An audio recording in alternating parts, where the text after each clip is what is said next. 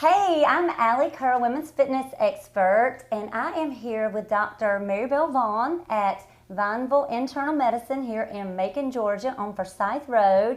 And I actually reached out to Dr. Vaughn to be one of my expert interviewees, and she was gracious enough to let us come out and interview her. So first of all, I want to say thank you for doing this interview. Oh, I'm honored to be asked.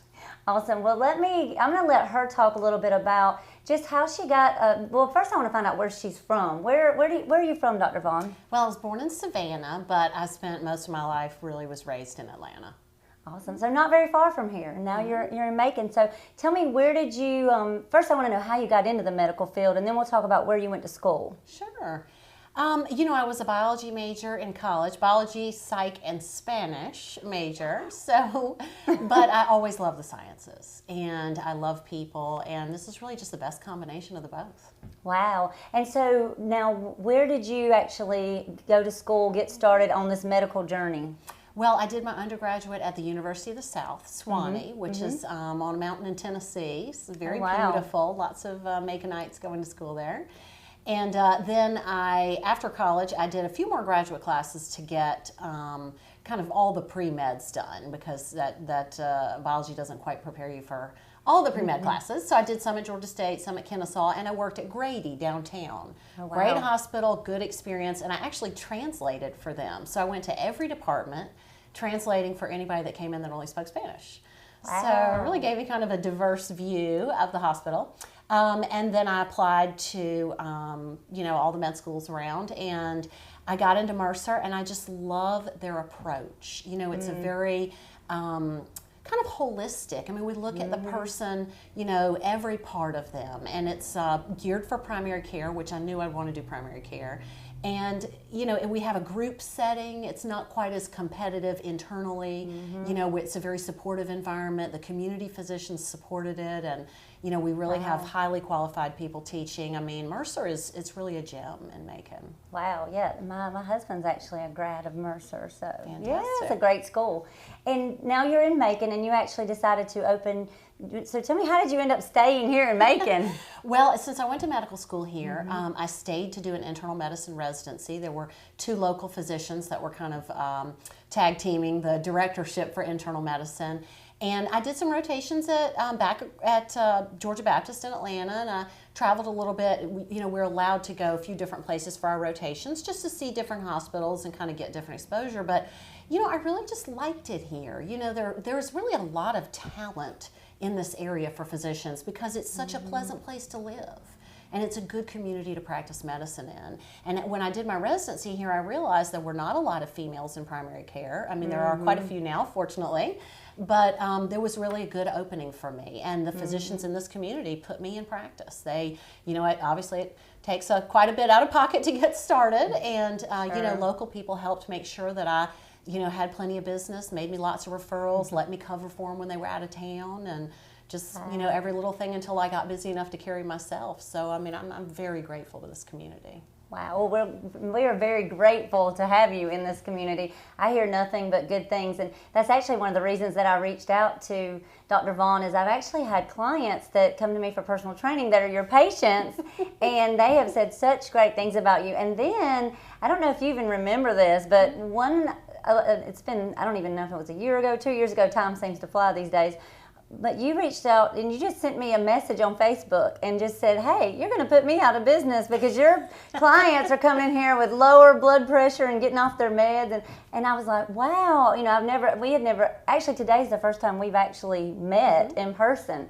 So that was really my first interaction. So for you to reach out to me and then for me to be hearing from my clients over and over about you, that was one of the reasons I wanted to really reach out and talk with you, sit down face to face, because I think you are obviously interested in health and fitness and making an impact on your patients. You may not always feel like it, but they're listening. Some of them are listening, and they're telling me about it. So. Well, we're very grateful for your program. It's highly motivating. I have a lot of, especially females, that really kind of got started. Feel a little intimidated in the big gyms. Need a little bit of encouragement. I mean, everybody needs encouragement, and depending on where you're starting from, I'm just a fitness fanatic. I mean, they're really, to me, there's almost no condition that warrants skipping the workout. So I do give the patients a hard time about that, and we appreciate that. Yes, but it makes them feel better. It improves their health so much. I mean, you can't do much about the genetics you're born with. Absolutely. But you can do a lot about your behavioral habits. And we love your little program. It's, like I said, it makes women feel safe. It makes them feel productive. They're getting it done. And then most of the time when people get some weight off, they get in shape, they feel good enough to continue it because they feel so much better. Absolutely. They definitely feel better. And another one of the reasons I wanted to interview Dr. Vaughn is, of course, she's a physician who can give us a totally different, but she's also a fit physician. And she practices what she preaches about health and fitness, as well as, I'm sure, the health just in general. So I thought that was something that I wanted to talk with a physician who not only is just telling patients, well, yes, you need to exercise, but you're actually doing it yourself. So tell our listeners a little bit about how you got started in the fitness and just growing up and the influences that you had in fitness. Well, my father was a marathoner, and so as a little girl, he would go to the track. I mean, as you know, running marathons, this takes a lot of time to train. Yes. So he would take us, myself and our dog, to the track, and I would just kind of run till I got tired, and he would run his training stuff, and so we just kind of got to where we ran together, and it was a family activity, and that's something I really emphasize to people. Your children are going to do what you do, not necessarily what you say, and so setting a good example for them is really the most important thing you can do. And so it's hard. I mean, it's getting dark more quickly in the winter. It's hard to make time. We're working, we're all busy, we're moms, everything else going on, but you've got to plan your day around your exercise instead of your exercise around your day, and because that's when it gets skipped. Absolutely. So. That is good advice, and the doctor said it, so you have to listen. It is so true. We do so many times. We get busy, and then exercise is an afterthought, and we try to fit it in. And I want to hear more about what time of day that you exercise, but I get that question, like, what's the best time of day to exercise? And I tell clients, whenever you're going to do it is the best time of day to exercise. And so what works for you? You're a busy lady. You run a medical practice here, and you are a mom. So I know you've got to be super busy. How do you fit it in your day? Well, I just try to map the day out. If I know I've got to be here at an unreasonably early hour, I'm not much of a morning exerciser, so I prefer to go in the afternoons. And sometimes I'll just slip out for an hour, hour and a half, and I have gotten to where I can shower, redress, and re-make up in a 20-minute time span. Wow. So I'm quick with that, but I prefer to exercise in the afternoon where I'm kind of done with my day and I can kind of think it over, think the patients over, think what's going on over, and just clear my head. But that doesn't always work. And this week, 2 times I've had to go to the gym at 4:45 in the morning. But I really need that to kind of keep my day mentally clear and on track. And I think people miss that, they say, well, I'm too tired, or I'm this, or I'm that. But, really exercising makes you more productive. So, and it gives you energy, even though it takes energy. So really the payoff is greater, in the end by doing it. So I just try to map the week out, and anytime I can fit it in, that's when I do it. And that's great. And it sounds like I call that a plan A and a plan B. So you like to go in the afternoons, but sometimes that's not going to work. So you have to go to plan B, which is 4:45 in the morning. But that's great that you're, making sure that you're getting it. Even if you can't do it in the afternoon, you're making time and you are mapping out your day. You're thinking ahead. Okay, I know I'm not going to be able to do it after work tomorrow. So how am I going to fit it in, instead of getting busy and then saying, oh, I'm too tired and I got this and I got that and I can't do it. With you being a physician, and I know you're seeing men and women coming in every day and in all different stages of life and in all different places as far as their health and fitness, tell us something that you wish that patients understood more about their health. Well, one thing I like to tell people is, there's not a pill for every ill. So, not a pill for every ill. That's right. So it's not everything needs to be medicated. And honestly, I'm here to guide their health care. But really, the patients themselves have more control over their health than anything I can do for them. So really, I try to empower them, by keeping their weight down, by using a fresh diet, I mean, it's easy to put in a TV dinner. It's easy to microwave it. I mean, and I'm a terrible cook. Everybody knows that. But, I try to pick up some fresh foods. I try to, eat better, eat healthy when I have the opportunity. It's a lot about food prep. I pack my lunch every day. Wait, did y'all hear that? Did y'all hear that? She packs her lunch. When I had actually spoken with her through email before, and she was telling me that, and how amazing. Kudos to you. I have to give you a high five, Dr. Vaughn. That is amazing. So many people don't do that. Okay, so you pack your food every day. She's not going out and grabbing, and she's busy. And I mean, so many people that are doctors, dentists, they're telling me, oh, I'm so busy, patient to patient to patient, and I don't have time to eat. So. Well, and even if I didn't, I don't go to the hospital, so I don't have the opportunity to eat there. I don't pass, there's just sort of fast food around here. But really, even the hospitals and the doctor's lounge and everywhere else, they're providing us with good choices. The big employers here, Geico, I've been to their lunchroom. It has salads, it has yogurts, it has fruits, it has lean meats. I mean, the choices are there. We've just got to get in the habit of making them. Yes, wow. And what about us? Let's talk about moms, because you are a mom, and kids' activities. This is one of the things that I get a lot from moms. They're telling me how they're going through drive-thrus all the time because we've got to take the kids to ball and we've got to run here and we don't have time to eat. And what can we do as far as influencing our children and making sure that we're raising healthy children? What are some things we can do as moms or parents? I'm against fast food. You will never catch me at fast food. I like you more and more, Dr. Vaughn. Yay! But you can throw a cooler. I mean, not when it's 110 in the summer, but right now you can throw a cooler in your car and put those power packs of cheese and pre-cut meats and nuts, fruits, things like that. If you have that option available, then at least, your kids will choose that when they're with you. Now, you can't control, they're going to go out and eat donuts and yada, yada. But at least you won't have to worry about that, when they're with you. And then you'll have the good choices, too, so you won't be eating McDonald's because you're on the fly, too. Right. And one of the things I know that we do live in a busy world, and we do, our kids, I don't have kids, but I know that because I work with a lot of ladies that do, I know that is a thing that is taking people away from their home, or they're out and about during the day. And we look at those things as very big priorities as far as, our kids need to be involved in that and kids need to be involved in that. How much of a priority do you think, how much weight should we put on teaching our kids how to be healthy versus, being involved in these activities? How do we find a balance there? Well, it's really hard. Life is all about balance, and if somebody finds a way to strike it everywhere, let me know, because I need to learn it. Call us. Exactly. We can all use some help with that.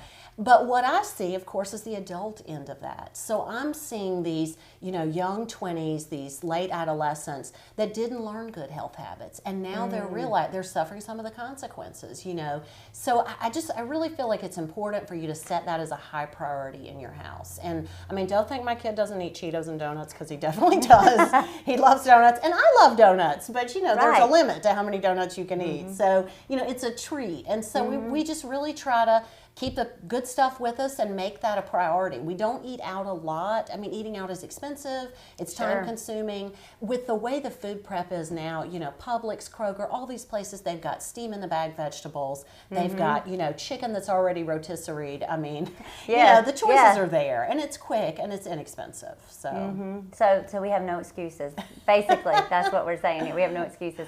What about the patients that you see coming in? I know you do, I'm sure you do annual exams, the annual physicals with patients. What do you typically see when you're comparing a patient year after year? Let's say a woman who comes to you starting in her, and I know you even mentioned people in their 20s, but maybe 30s and 40s, they come this year and you check their weight and you check their blood work, and then they come back next year. What are typically the trends that you're seeing with weight and blood work over time? Well, I mean, I think we're We're all getting, I tell all the patients we're not getting anything but shorter and wider. Oh, no. We're shrinking and our metabolisms are slowing down. And so you kind of have to fight it a little bit. And a lot of times patients will say to me, but I haven't made any changes in my diet at all. Well, that's the deal. You know, your metabolism is slowly coming down. You're losing muscle mass over time. You got to work harder. You got to add a few little weight-bearing exercises. I mean, you know that. You have to distribute the exercise. Now, I'm a cardio lover, so I hate doing weights. I'd much rather run, but I'm trying to salvage my joints. So I've started doing light hand weights, you know, light ankle weights. And you're the expert on the exercise, but, you know, diversity in exercise. But I notice a specific trend. I'll tell you something else.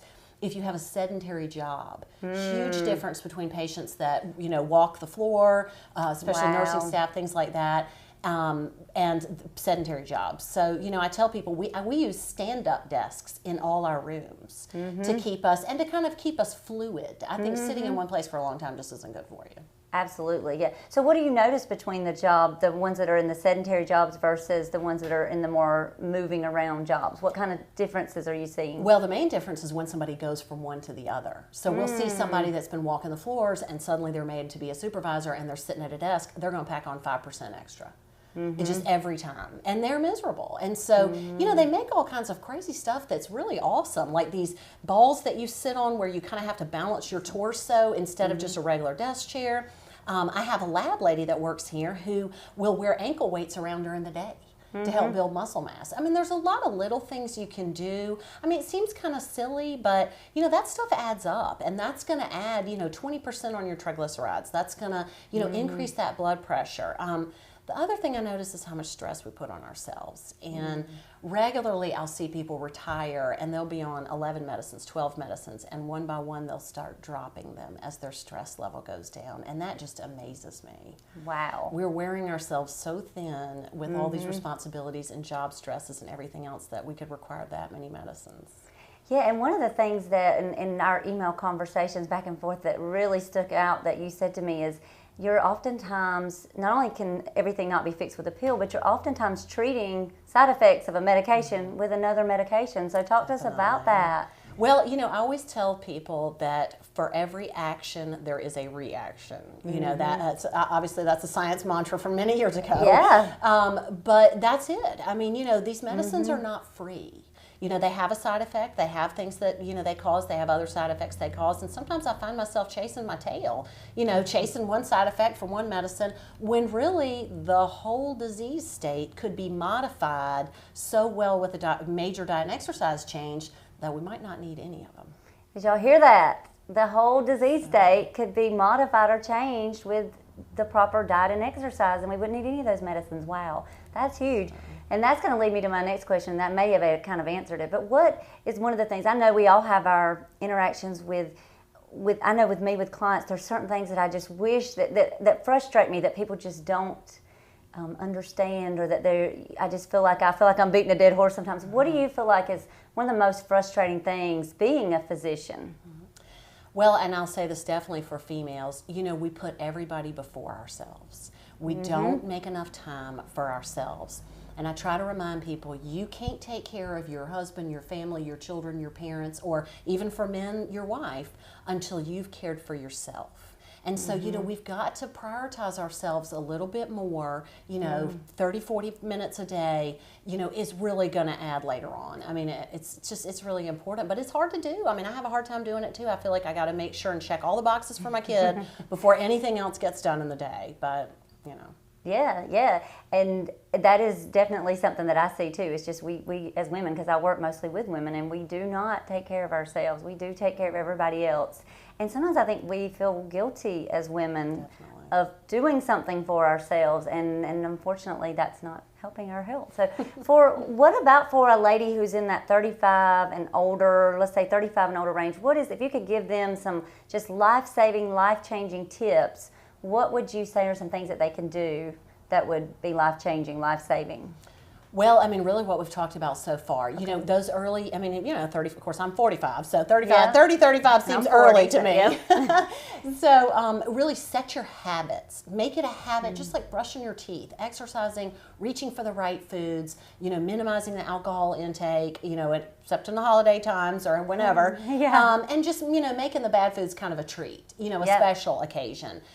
Because those health habits are going to set the tone for how you do in your 50s, 60s, and 70s. And I'll tell you, especially when I worked on the rehab floor at Coliseum, I could tell how a joint replacement patient was going to do, and I know the orthos will say the same thing, based on how their fitness and health is coming into the surgery. And so, you know, that's really huge. I mean, you can decrease your recovery and, you know, have such a better outcome by, you know, having those early health habits set.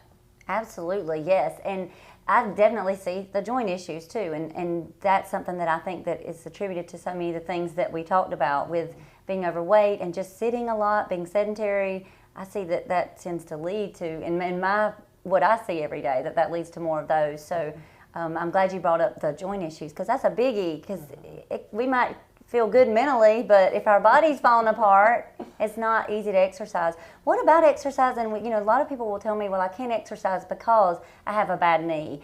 What would you, and you said, you know, you don't feel like there's a lot of reasons to not, so tell me how, I want to hear from the doctor here.